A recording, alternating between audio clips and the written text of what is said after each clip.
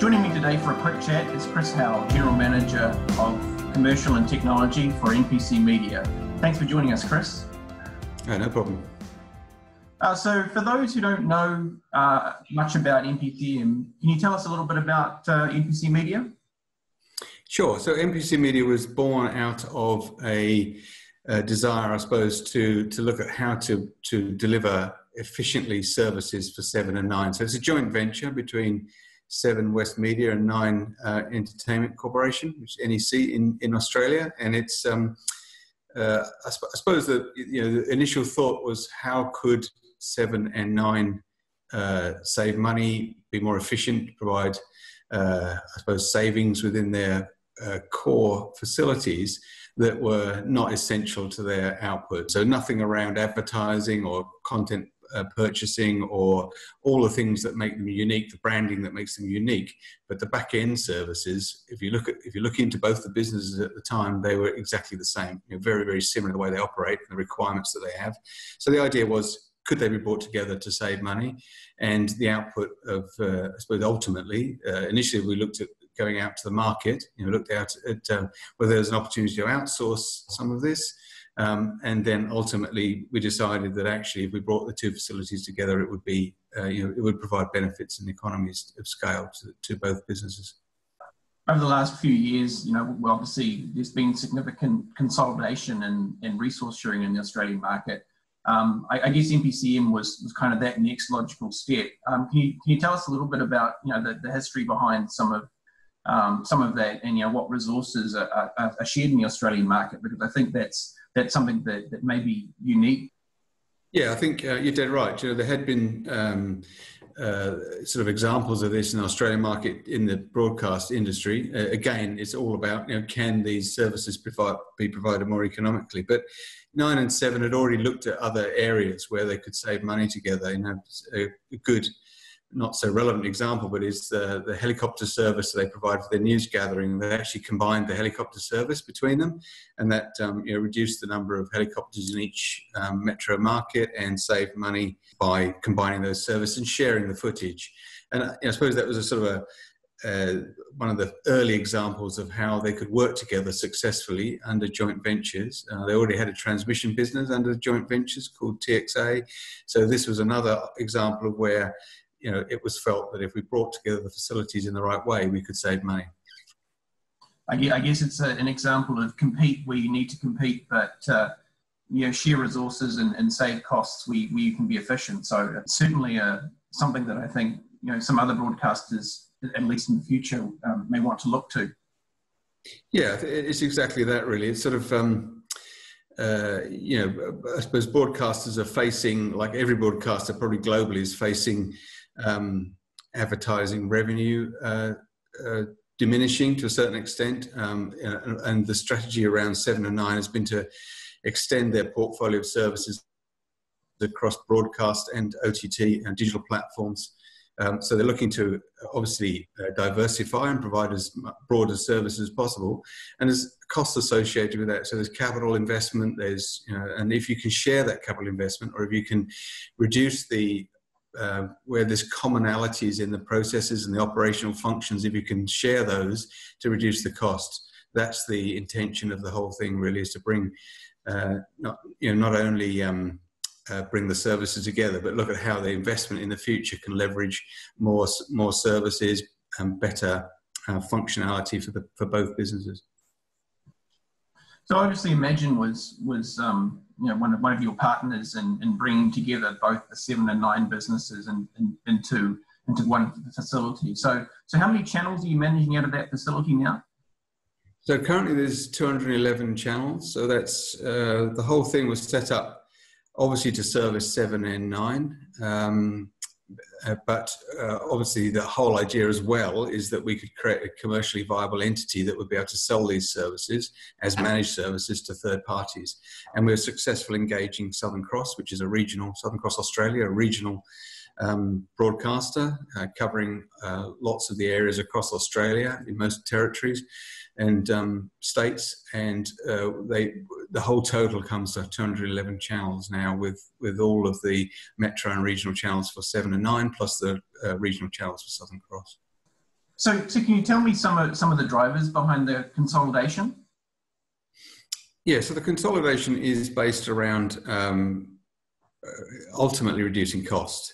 And that means sharing functional elements, where, for example, content aggregation and monitoring of platforms and sharing of functions is, we've got equivalent processes in both businesses. Then the idea is that you can combine those things and create economies of scale and reduce the cost of investment, that sort of stuff.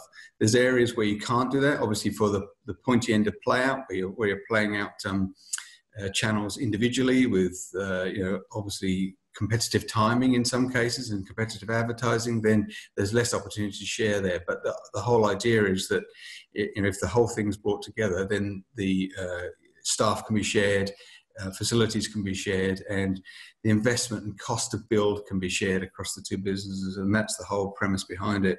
So what are the benefits you're seeing from consolidating these, all of these services into a single facility? If you look at some of the way that the services were delivered before, so for example, for the regional services were delivered separately. And they've obviously, one of the key things about Australia is there's lots of synchronization across channels. So the metro channels typically provide the source channel, and then the regional channels hang off the metro to provide either local content, some local content, or local news content is really important, but also local advertising. And that's how the revenue is achieved for the channels. So there's a lot of synchronization of channels and a lot of time zones across Australia. There's 5 time zones. And, that creates quite a complex environment. And most of the content's very live. The free-to-air broadcasters 7 and 9, do a hell of a lot of live content. And that's what their USP is, really: live sport, live programming, and up-to-the-minute news programming. So if you take all of that lot into one environment and bring it together with a set of common staff, common processes on common technology that, and I suppose software-based technology that we can now leverage the functional elements of it appropriate for the type of service we're providing, that's where we're getting economies in a lot of the areas. Sorry, not only did you migrate all of the channels into one facility, but you also took the brave decision to jump into IP, and you fully embraced IP. Can you kind of describe your end-to-end broadcast Playout chain for those who are watching who don't know? We cover the sort of whole spectrum of broadcasting, I suppose. From the input side, we acquire the content. Typically, we acquire the content for our clients. We do all of the processing and manipulation required, typically editing of content to deliver to all of the platforms. So the process really is runs from editing to manipulation to quality checking, creating the right form of content for the context of distribution. We then provide all the Playout services. So we get a schedule from the broadcasters. We have to add the timing and the accuracy to that schedule to make sure that it sort of hits fixed points. And obviously all the ad sales is done upstream by the client, but we have to make sure the ads are present, all the content's present. We then deliver that to a head end, and we deliver that to all of the DTT platforms, all of the transmitters that are appropriate in Australia. Plus, we also provide all the streaming services associated with that, all the OTT streaming and the VOD services that go alongside. So the digital platforms, if you like, 9 Now and the 7 service, to make sure that all the content is available for those services on time in the appropriate format. Obviously, migrating, a couple of channels to IP and moving a few channels here and there to a single facility is probably a simple task, but you've had to do it on somewhat of a massive scale. Can you tell us maybe some of the challenges that you've faced, sort of moving the Tonerod channels and doing that migration to IP? Yeah, I think we're dealing with nascent technology to a certain extent, so we are learning a bit as we go along. We've got a great team in the organisation with lots of knowledge, but you know, you do learn with this sort of technology because it is all new. We learned a lot about timing. One of the key aspects that we wanted to do is to ensure that we've got accurate triggering across the platform, so to make sure that the automation system to down to the head end and to all of our services, we got accurate triggering. So, you know, providing the granularity for triggering for example, for OTT ad insertion, you know, for digital ad insertion downstream, and you know, those sort of aspects of getting the timing right and getting all of those aspects working has taken a lot of effort. I think also I would say that, you know, the IP, we had to go for a full bandwidth HD services. We didn't do any compression because of the nature of live monitoring in a live environment with compression and delays. We felt would be too complicated. And we're talking about quite large bandwidths. You know, we really are. We're feeding. We have an active infrastructure between two data centers, and we're feeding 1.2 terabytes of data, 1.2 terabytes per second of data between those two data centers, as an example. So we're dealing with large bandwidths. We're dealing with you know, the nature of IP and switching and understanding the problems that that you might have with bandwidths, and, you know, making sure that we're flow controlling all of those IP ports, and, you know, making sure that the whole thing, you know, when it's working, it's great, but it's very easy to do something which can cause problems within a switch environment, and you have to be careful about what you're doing. I think we did have some jitter in the early days, you know, sort of based on software applications tying to sort of certain network interface cards. You know, that causes a few problems, fairly quickly ironed out. But, you know, there's a lot of new things that you learn, lots of new problems come up that I suppose as traditional broadcast engineers you wouldn't be used to. It underlines the, you know, the importance of PTP as well as an IP infrastructure. I know we've done some master classes around that with some of our gurus, but you know, certainly when it comes to jitter, it's you know, PTP becomes an extremely important part of the new broadcast world, so to speak. It does. I mean, having the tools to measure the timing, you know, in not only in real time, but also looking to be able to record the timing and sort of jitter across the network over you know, periods of time, so you can analyze what's going on and sort of hone in on problems, is really important. So having the right measuring tools, having the right skills, and you know, having the right sort of network knowledge is really important. And like you say, PTP is critical to the environment, and, you know, operating active across two sites, you know, introduces some interesting problems, you know, which we have largely solved, of course. But you know, I think like I say, you're dealing with nascent technology in certain respects, and nascent knowledge of what's going on within the environment. You obviously experienced the, you know, the transition from analog to SDI. You know, now you're obviously working through the transition to IP. How is the transition to IP being different?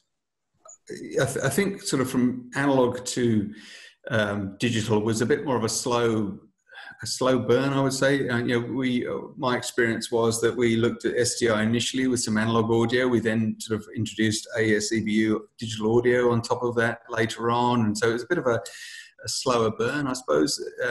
From SDI to IP is a bit more of a cliff, I suppose. It's a bit more of a, you know, seed change in what you're doing. You know, there's obviously, you know, core elements of it. You know, you're encapsulating SDI, so it's not anything new in that respect. But I think the way that you're handling signals, the fact that you're routing at the end point as opposed to routing at the source, you know, there's some fundamental operational and technical changes that you know, this has brought us that is new over the sort of other changes that we've had in the past.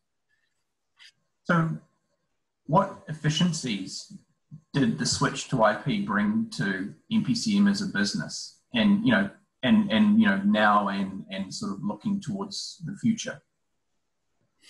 I think the efficiencies are around, you know, there's obviously the business combination that we've done, the sort of combining two like functions together that were disparate and in different locations in Australia, and we've brought that stuff together. So that, you could argue that would happen under traditional infrastructure as well, if you could combine these things. But I think the IP nature of it has given us the ability to scale better, and to, having a software environment, we can tune the platform to deliver the level of service that we need. So, for example, our core metro services have a much more complex set of microservices to deliver the core metro services, to the regional services, which are much more simple. They'll add insertion. The graphics aren't as complex, for example. So you can tune the environment to meet the requirements that you've got, which is one good advantage. I mean, I suppose I would say that it's scalable. That's one of the good things about you're bringing all of this. It's a high volume together. It is scalable. I suppose, being nascent technology, we've looked at a one-for-one infrastructure. I think with SDI, everybody got reasonably comfortable, and we had a one-for-N infrastructure with SDI. So one thing you can argue is perhaps there's more infrastructure required within an IP environment, but then you've got the scalability, you've got the ability to use sort of core standard equipment off the shelf that you can deploy and redeploy. And we've found that, for example, we've launched services, what were meant to be permanent services for the broadcasters, and we've dropped services for the broadcasters. And we also, we launched temporary services for a lot of OTT streaming and events and things like that. And I think that nature of that, the IP technology means that that's possible and much easier than it is in a sort of traditional environment.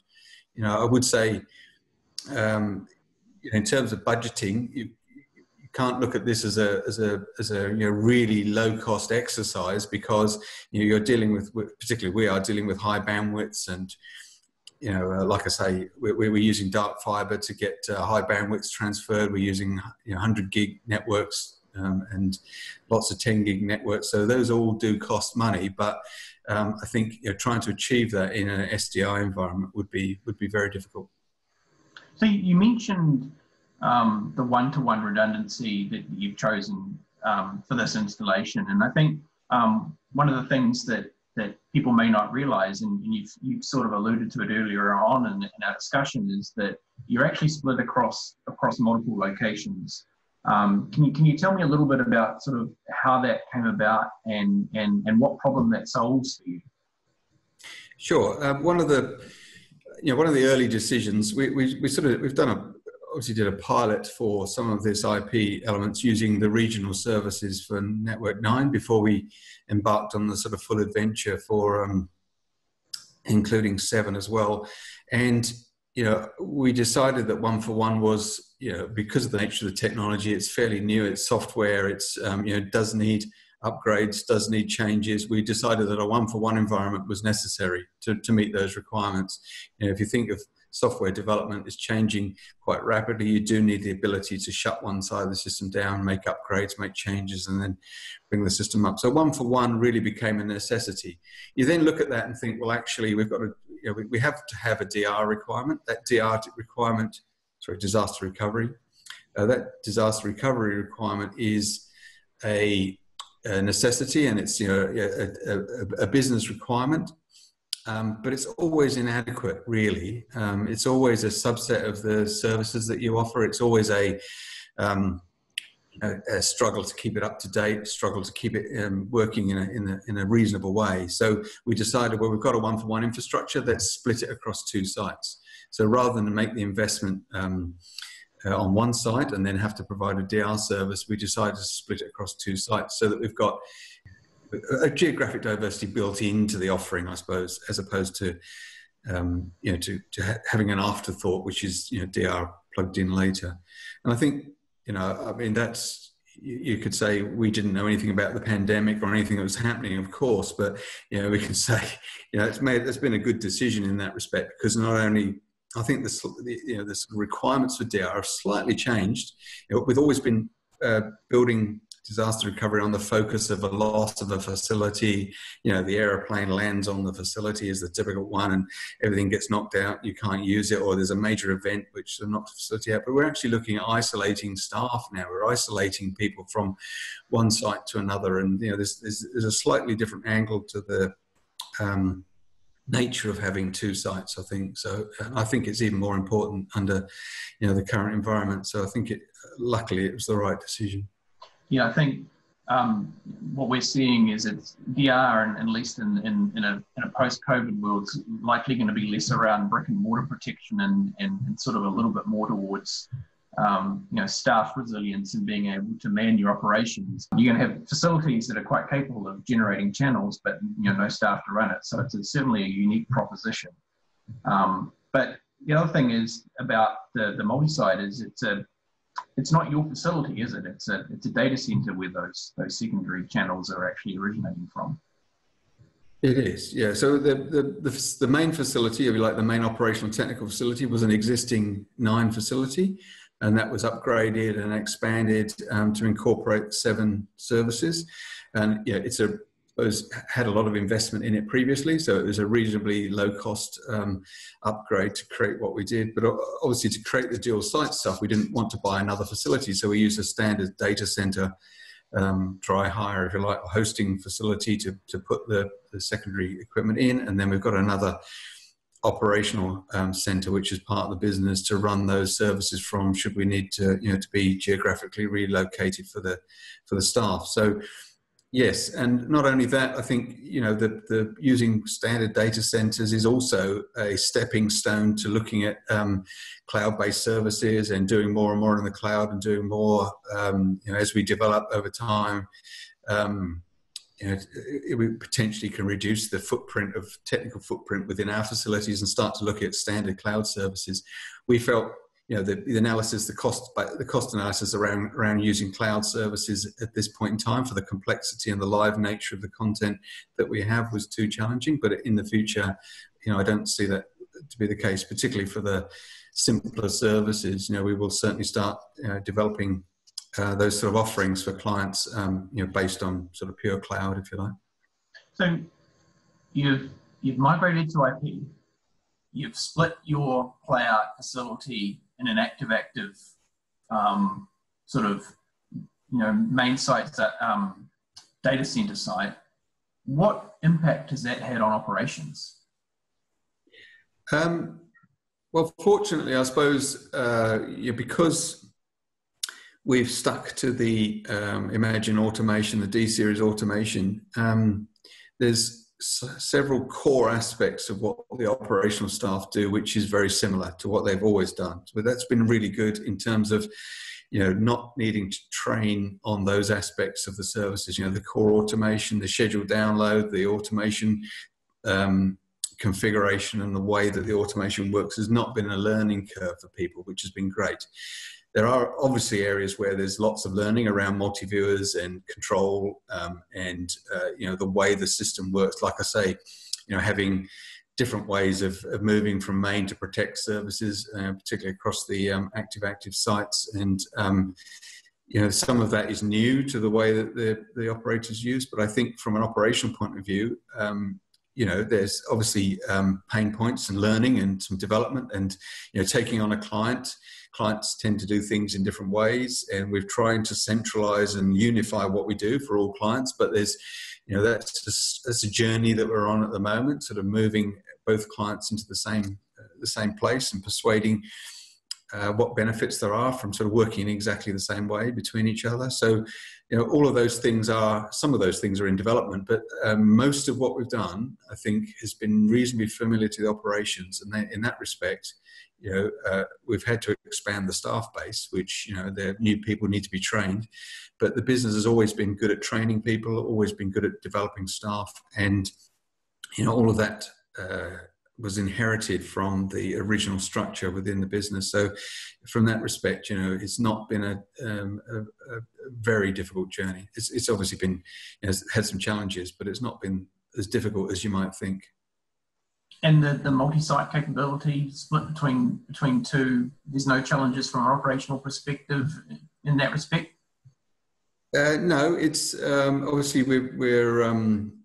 again, we're sort of learning around this. I think it's worked well. It certainly has worked. Sort of out of the box has worked quite well for us. We've the automation appears like it does on the main site. So for if both services are on main site, so it's not that unfamiliar to users. Again, we've had to make sure the timing issues were solved, and triggering issues are solved across the two sites, that we've got the same timing planes and that we've got everything synchronized. Otherwise, it can be quite awkward. But at the moment, it's working very well. So you mentioned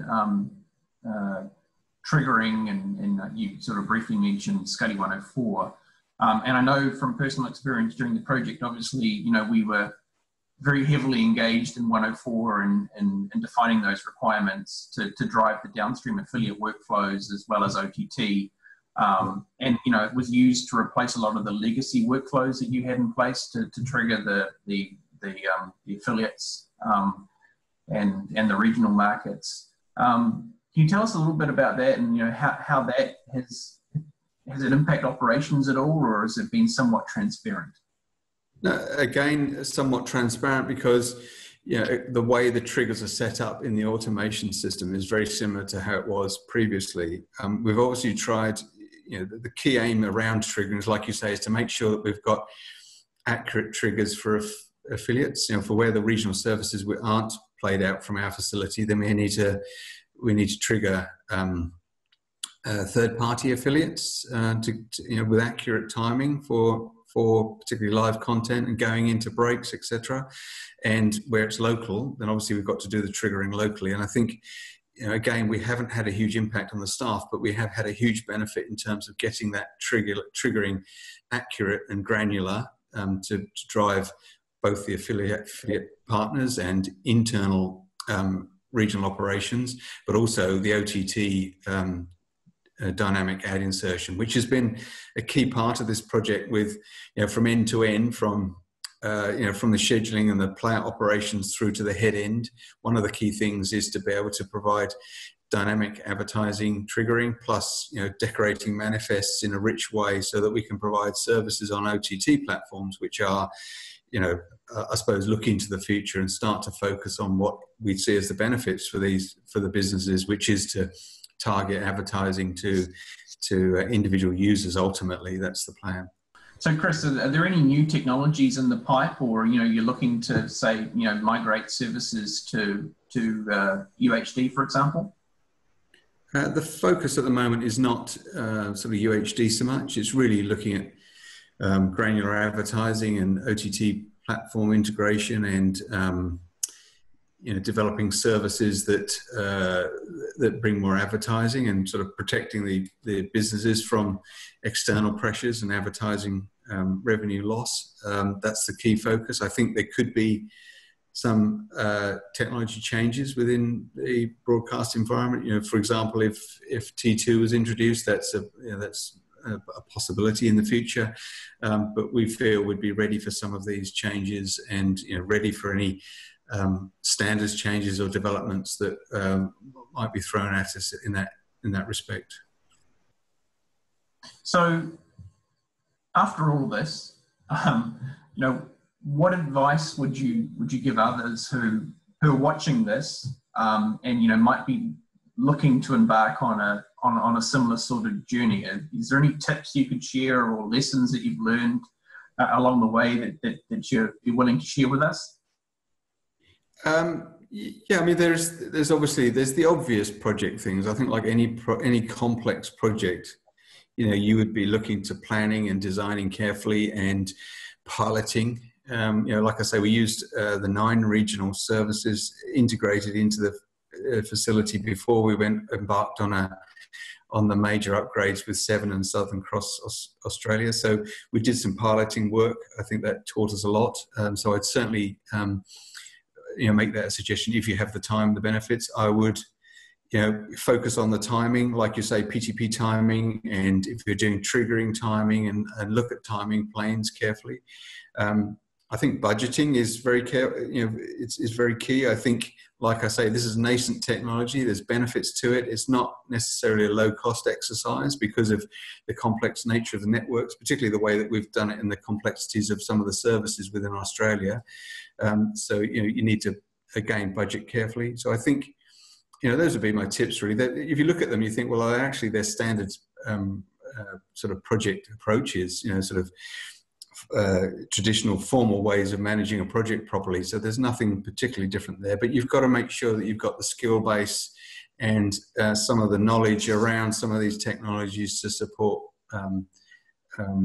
what you're doing. And I think again, I would say things like monitoring and test technology and having the right access to the right experts in some areas has been very helpful for us. So where to here for NPCM? Well, I think obviously we would be looking to, given that we're providing a managed service for Southern Cross Australia, we would be looking to expand the services for other third parties. We're obviously looking to support 9 and 7 in providing anything that they want to develop, and as proactively as we can be, we will sort of help develop those services. Increasing the integration with the OTT and digital platforms, increasing the way that and improving the way that we're delivering live to VOD services, for example. So I see a program of continuous development that we obviously we need to do that under very controlled business cases and a controlled way of delivering those things. But we want to be proactive in suggesting elements of improvement within the workflows that we've got. Suggesting how we can unify the processes better. Providing additional services for both parties that bring them both benefits, for example. So, it's to summarise, I think I would say it's continual development in the services that we're offering, but also ensuring that we're packaging and offering those services to external providers or external clients in the right way, in an economic way, so that it becomes attractive to sort of build the business, and it's attractive for clients to come in and take and leverage the benefits of what we've done so far. And that includes expertise, that includes the platforms that we've got, that includes the capability and the arrangement we've got with suppliers, the skills we get from suppliers and from internally. So that it's a host of things. But I think I would see really business expansion as the key to success with NPC Media. I hope the IP infrastructure and all that we've done, and I know I've been heavily involved in the journey with you is going to bring you the flexibility and the scalability that you need to expand your business, Chris. Thank you. Yeah. It's like I say, it's a long-term partnership, and I think we've learned a lot together, and I think skills have certainly we've had expertise from within Imagine to help us deliver the services, and I think that will continue. Well, I wish you all the best, Chris, and thank you as always for the chat, and thanks for joining us. Thanks very much.